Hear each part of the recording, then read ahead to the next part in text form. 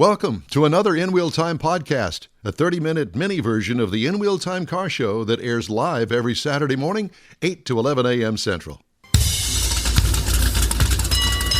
It's the In Wheel Time Car Talk Show, your weekly go-to all things automotive place. Ahead, we got some features you'll find interesting, along with stories making automotive news headlines this week.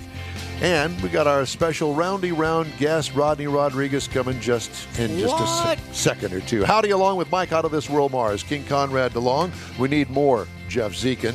I'm Don Armstrong. Thank you very much for joining us on this chilly Saturday. Joining us right now from the world of roundy round racing and other kind of racing too, Mr. Announcer himself, ladies and gentlemen, Mr. Rodney Rodriguez.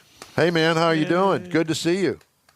Morning, guys. What's a good word today, man? Well, you're it. And by the way, I've been following you on Facebook because apparently you've been off gallivanting around with a winter vacation of some sort. Yeah. Spread my wings and flew out to Wyoming. Man, that was some good stuff. I've never been in cold like that before, guys. How cold was it? One night, I think it dipped down to about -8. Oh, my gosh. There wasn't much racing going on, I assume, unless it was ice racing. Didn't see any witches. Well, you know, Gina messaged me at one point while I was gone and said something about racing over there. I said, yeah, you're not racing anything over here but snowmobiles. I mean, that's all you can do. Did you get on one? No, I didn't. We had an excursion that was planned, but it fell apart. But we did a lot of cool stuff. Saw some great. It gives you a great appreciation for wildlife and for animals, man. Because you go out and you see, whether it be the elk preserve or bison or moose, whatever it may be. It really does. It really, you appreciate. It's a little slice of heaven up there. Yeah. It's beautiful. Yes, I've never been to heaven and probably never will. But yeah, you got as close as you get, right? Yeah. So like Conway Twitty, I may never get to heaven. So has your play-by-play announcing at these races expanded? I mean, it seems to me like you're doing more and more stuff these days.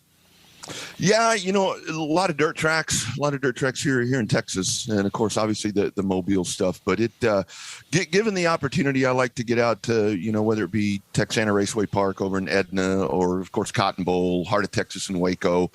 I know Corpus Christi, their racetrack, they've undergone a ownership change and so forth. Now it's called the South Texas South Texas Race Ranch, I think is what it's called. So are they going to be investing in it to improve the facilities?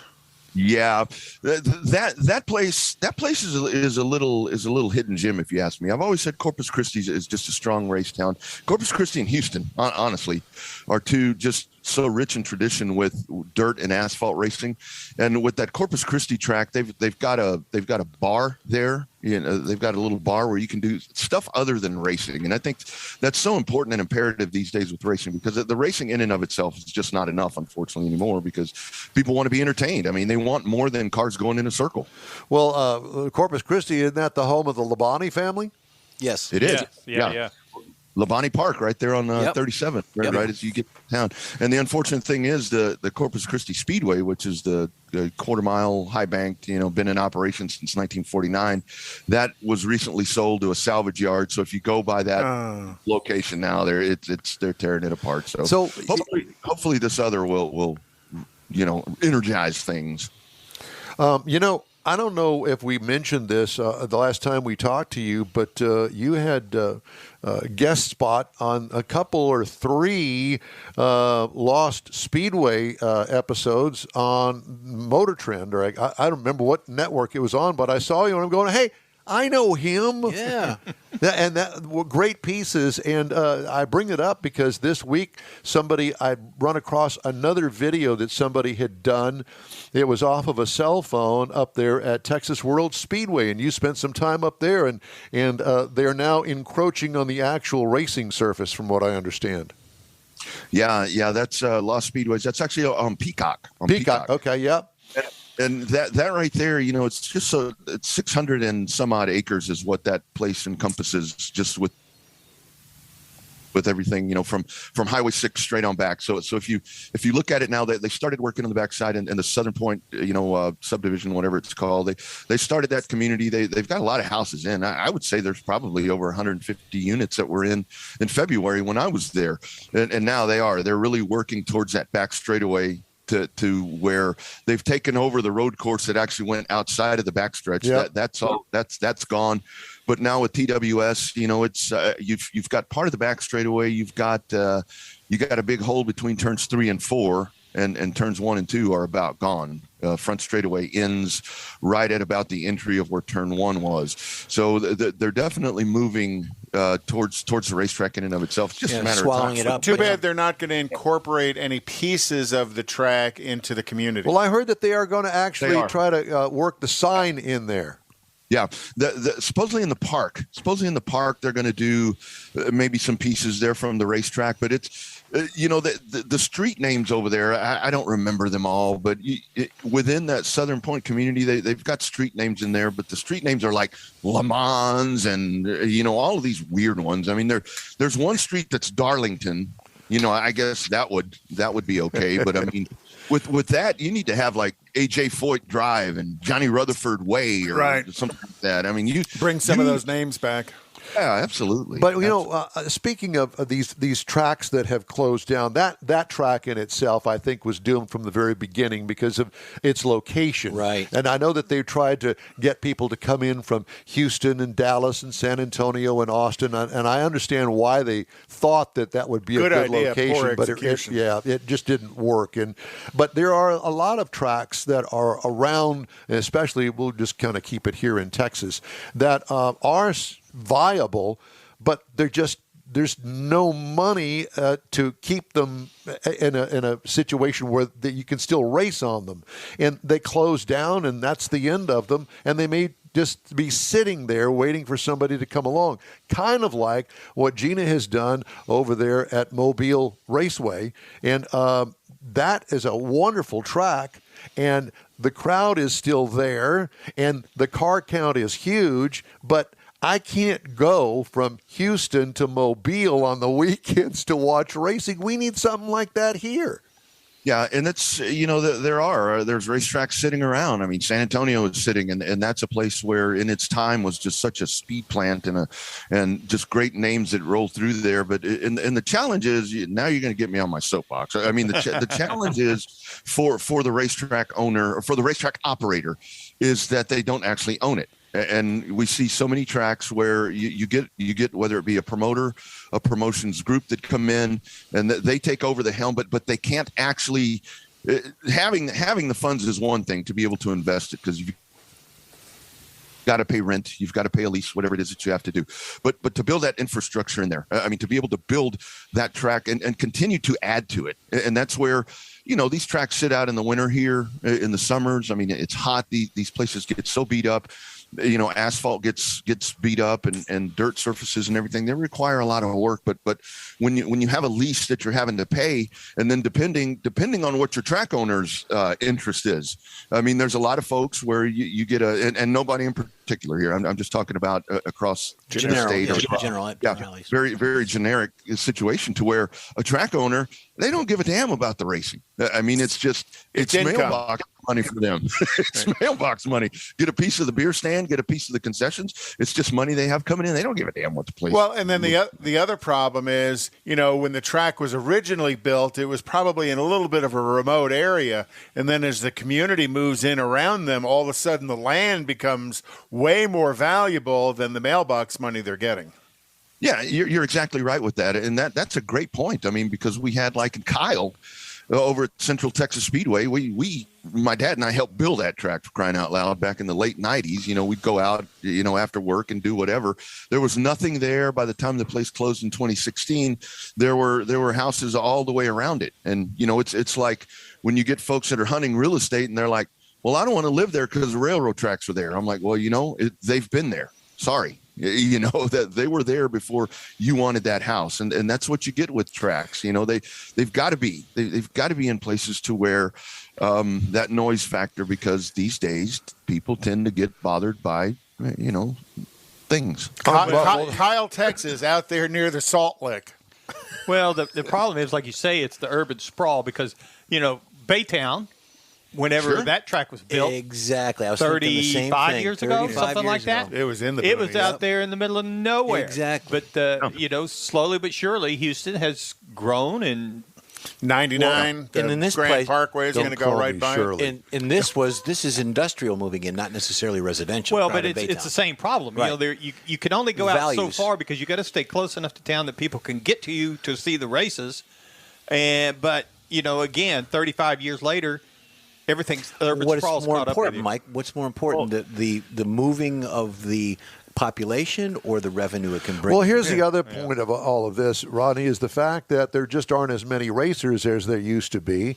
And, as far as spectators are concerned that actually put down their $5 or $10 to get in the front gate, they're not as numerous. You got the families supporting the racers, but when it comes to the general public, I think that there has been a waning, if you will, of actual fan support. I don't know where they all went. I'm still a fan. I still go. Well, I think they're still out there. I think the opportunity to go is reduced because of the closing of the tracks. The series don't come into town frequently enough. I know with Gina, she's done a lot out at HMP, but she kind of got, somewhat damaged on the series here in town because of Corona, because of weather, and having to cancel events and stuff. But when that track was open and you were out there, Rodney, the place was packed. Yeah, and there's lots of other options now. When we were younger, about all we could do was go fish, maybe go bowling, or go to the track. Now that there's lots of things to do, and actually, what we're doing right here is you guys do it extremely well. We do it. Up here, streaming has really had an effect on the front gate, and that was back in the early 2000s when streaming first became an option for folks to get to a racetrack. It was kind of the promoter, depending on what side they were on, because they always argued that hurt their front gate. Which it's the cost of marketing. It's what you want to invest in it. And I think and the younger generations that are coming up, that are get involved in the streaming and stuff, they've grown up playing video games and playing on their computers and stuff. They don't want to go watch racing. They'll sit at home and be racing. As far as they're concerned, it's. And if I do want to watch it, I'll just find it online, because the odds are it's somewhere. Yeah, there's a YouTube video somewhere of it. Yeah, and the nice thing is now that's where it's shifted for the racetrack, because they actually now a lot of these, whether it be Race on Texas or Racing America, Flow Sports, all of these different streaming providers that actually do short track racing, they've incorporated plans to where the racetrack is somewhat of a the revenue sharing is there for them. So now they're a little more open to that. But there's nothing better than having a grandstand full of people, because it that gets the racers jazzed up, that gets everybody fired up. And Don, you see it when you guys see it there at Houston. We do. Obviously, the racing is the main event, but you have to do other things. There has to be things, because kids these days, we used to like to go play kick the can at intermission, and we were totally happy. But kids these days, they want other things to do, Well, you may call it kick the can. We called it something else, but that's another story for another day, my friend. Well, I don't think that's legal anymore. It's hard to experience online what you can get from going to the track. For me, my favorite place to sit in a dirt race was the entrance to turn one and get whacked with the dirt clods as they go sideways through the turn, slinging dirt at you. That's what's wrong with you. Well, and then the smell of the oil, the smell of the fuel, gasoline and stuff. There's something visceral to all of that, but that's not where the kids are today. No. To me, it's kind of like going to watch a baseball game live versus watching one on TV. I won't watch it on TV. It's just not there. You don't have the sound, the noise. You don't have the feel. What you've got? And the other part. Oh, sorry, guys. No, go ahead. No, the other part where tracks need to, and I know it's hard. And it's easy to play armchair quarterback, but that's what I do. Racetracks need to get better with. Folks don't want to sit in the stands and see caution flag, yellow. Just yellow. Just tooling around, idling around. Yeah. The point I wanted to make was that at Gina's tracks, when I go out there with Don, the young aged drivers in some of these heats. You got 13, 14, 15-year-old boys and girls out there running at 90, 100 miles an hour on a 5/8 mile track or smaller. That's what's to watch. Those folks there. It is. It is. It's definitely a youth movement, and while old timers get torn on that, where it's like, oh, they're using their parents' money or whatever the case is, and so a lot of times that's true. But the whole thing is, you guys were you touched on it a while ago. I mean, we've got to have youth in the sport, because at some point we old timers we're not going to be around, and it needs to be these young folks that are going to continue to carry the sport in whatever manner it's going to be. Obviously, It's not like it was back in the 60s and 70s. But Rodney, I want to talk before we get out of time here. I want to talk about the Revved Up Sports Show. Yeah. And tell us when that's on and how everybody can get a peek at what you guys do. Yeah, Mondays at 6:30 p.m. Central, and you can go to Revved Up Sports Show Facebook page. That's probably the best place, like you were mentioning there. There's a YouTube page as well. You can actually go to RevvedUpSportsShow.com. Up at the top, there's a banner that says Livecast. Hit that, and it'll take you to one of the feeds. So lots of different ways to be able to access it. And we've got a great show coming up on Monday. We've got great talent from up north, great late model driver Ben Rowe. He'll join us. Actually, I think Gina may be joining as well for some updates on Gulf Coast. So it's really good stuff. We continue to just try to grow and hoping for a good 2020. And you guys talk about Texas short track racing, mainly Texas short track racing. I know that since you've been going over to Mobile, that you brought that in as well. And I think that's a good thing. And, because a lot of the drivers from Mobile and Pensacola, they'll come over here and race over here and vice versa. That's really something that I've kind of charged myself with doing, Don, is that there's always been a disconnect right there. Like the Florida guys, they don't need to come here. I mean, they've got racetracks everywhere over there. Mm-hmm. And even, I've learned here in the past 20 months that the cooperation between Mobile and Pensacola really hasn't been there at times, other than the Alabama and Mississippi guys going to Pensacola. But I really want to try to get Texas into the Gulf Coast. I mean, because we obviously on the pavement side, there's Houston, and that's it here in Texas. Dirt is doing just fine. They've got their group right there, but we need to wedge Texas in there and get all of this coast to where everybody's working together and trying to have really good quality shows on the asphalt to draw fans together, get them on a stream, get them at the racetrack, whatever it is, just to continue growing this, because I need asphalt racing. I've got to have it. Dirt is great, but I've got to have asphalt racing. And like you said, Don, it's hard traveling hundreds of miles to go find it. Right. Yeah. Well, we don't have the money that you do, where you can fly into these cities. Your private jet. Like on your private jet over there from Austin over to Mobile and with the Kardashians. Yeah. You and the Kardashians are right up there at the top. Right. One thing, you talked about having the younger crowd and what they're going to take over. Who are we grooming to take your place, Rodney, or Don's place in the announcing and in the media side? Who is grooming that? Who do we have? There aren't, because that's like people call me, hey, can you come announce over here? And I'm like, well, I can't. I need to be over here. So we really do. I mean, Isaiah out at the racetrack, he's ready. Yeah. Our little friend Isaiah, he's ready. Yeah. And Conrad and I are going to call in Monday on your show. Good. Yeah, that's right. Yeah, you guys need to do that. Yeah, love to have it. Yeah, the dump button is real close by.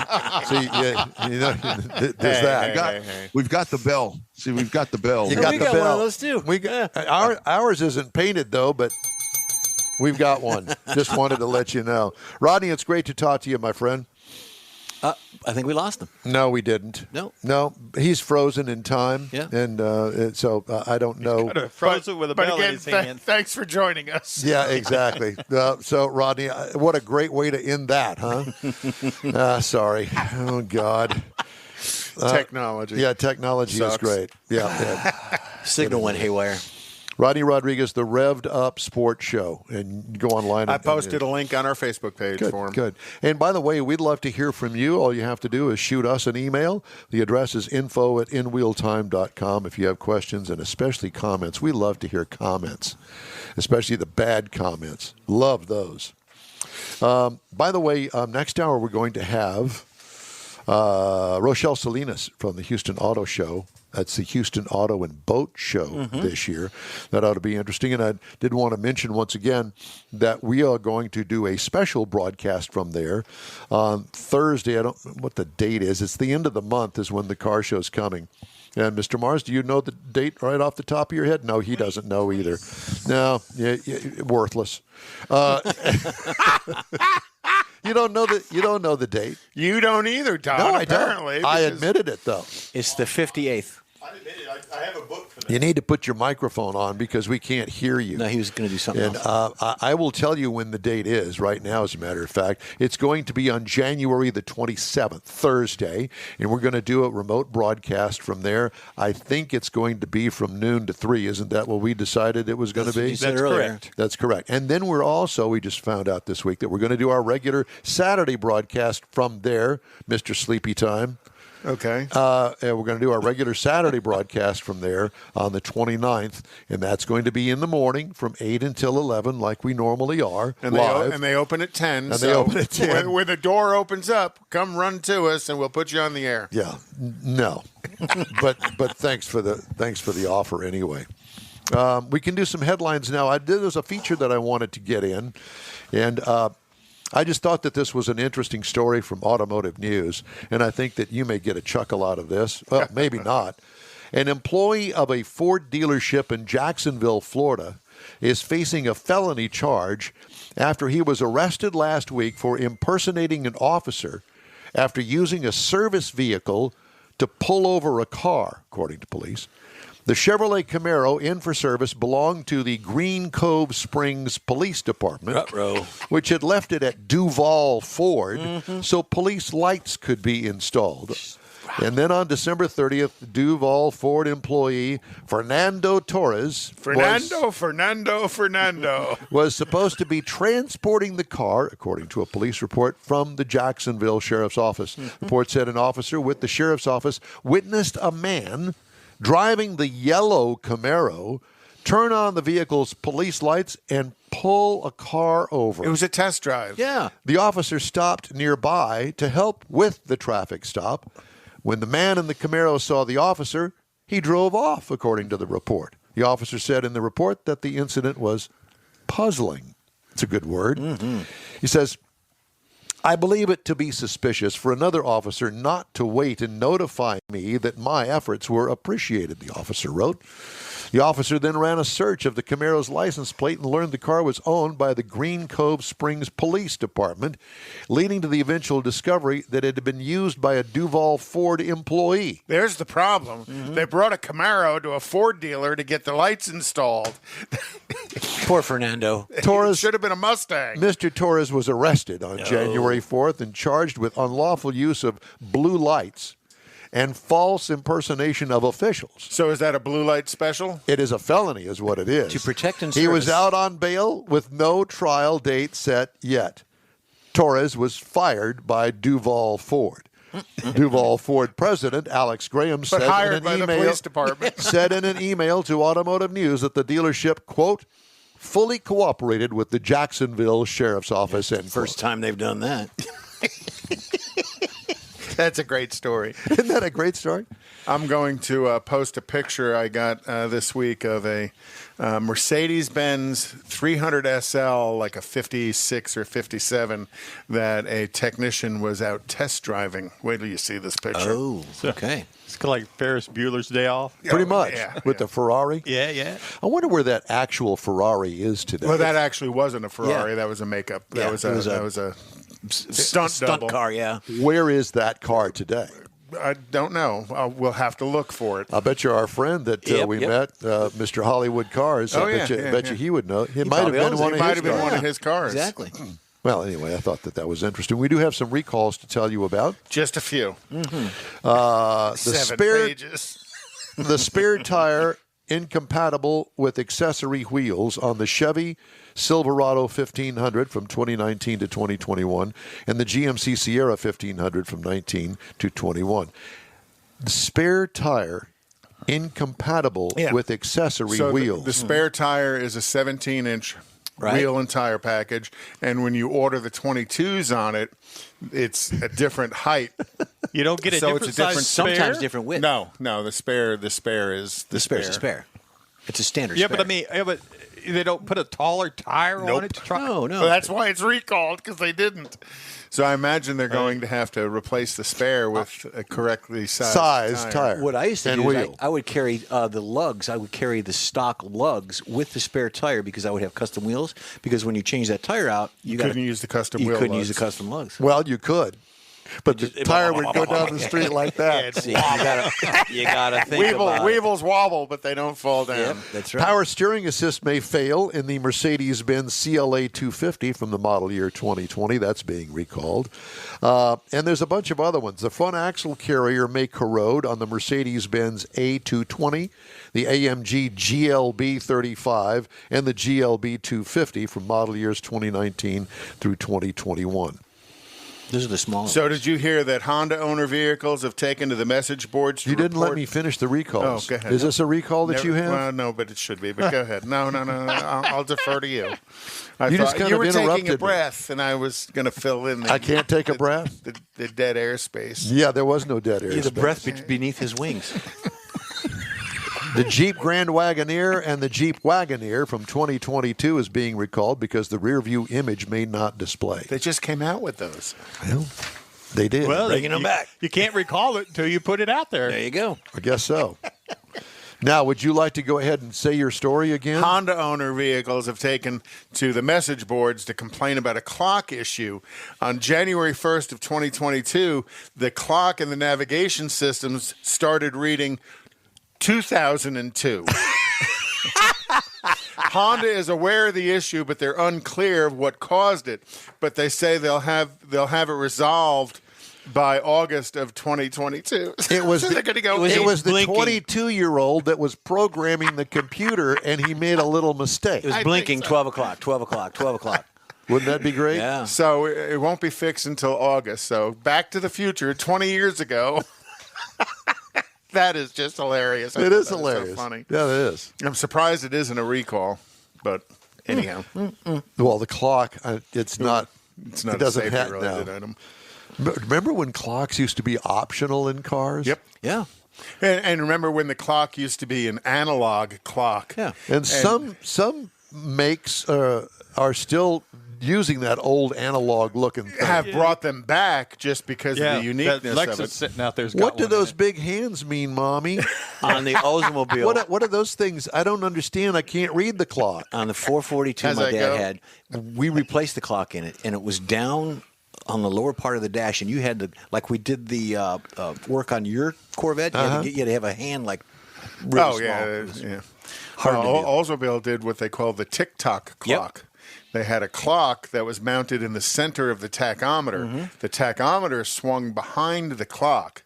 So I want one. Anybody out there who has a functioning tick-tock clock for a 70 to 72 model Oldsmobile and they want to donate it to me, No. contact me at info@inwheeltime.com. And Don't this bother. This Because- show is going to be recalled on Monday, so Don't bother sending him the clock because he can't even start the car because the key doesn't send them work. an ignition switch instead. Gosh, yeah, It's send the me In Wheel Time Car Show. We've got more coming up in just a second.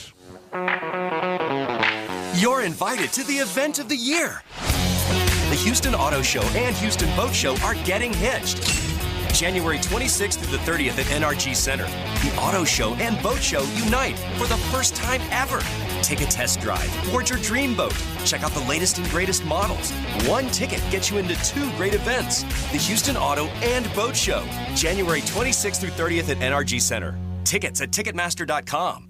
Because of inclement weather, the Tailpipes and Tacos December Cruise-In was canceled. Darn it. But when it returns in the spring, expect a new and exciting way to enjoy the gathering. Tailpipes and Tacos is Houston's unique Saturday morning cruise-in, and with a new quarterly format, you'll have more time for car mods and to get ready for cruise-in trophies. Yup, you can compete for Best Hot Rod, Best Classic, and more. And the top car will be featured on a full-size poster that'll be used to promote the next event. Bragging rights are guaranteed here. Tailpipes and and Tacos wants to thank all participants and visitors who made the event an exclusive, fun gathering of unique cars, trucks, hot rods, and lots of muscle. And we know you'll enjoy it even more in 2022. Tailpipes and Tacos will still be held at the Lupi Tortilla Tex-Mex in Katy, just south of I-10 at Kingsland Boulevard on 99, the Grand Parkway. Stay tuned right here to the In Wheel Time Car Talk Show, and we'll tell you the exact date for the next event. Until next time, be sure to visit the Lupi Tortilla Tex-Mex in Katy, where you'll find the best fajitas this side of California. Is your business or company looking to stand out in a crowded advertising market? Looking to reach the real auto enthusiast? Well, you found it. You're listening or watching In Wheel Time, and so are your fellow enthusiasts. The In Wheel Time Car Show now reaches 500,000, and we can put together a marketing plan that will engage them in your product, business, or service. To get the tires rolling, just shoot us an email to our marketing director, Jeff Zekin. His address is jeff@inwheeltime.com. That's it for this podcast episode of the In Wheel Time Car Show. I'm Don Armstrong, inviting you to join us for our live show every Saturday morning, 8 to 11 a.m. Central on Facebook, YouTube, Twitch, and our InWheelTime.com website. Podcasts are available on Apple Podcasts, Spotify, Stitcher, iHeart Podcast, Podcast Addict, TuneIn, Pandora, and Amazon Music. Keep listening, and we'll see you soon.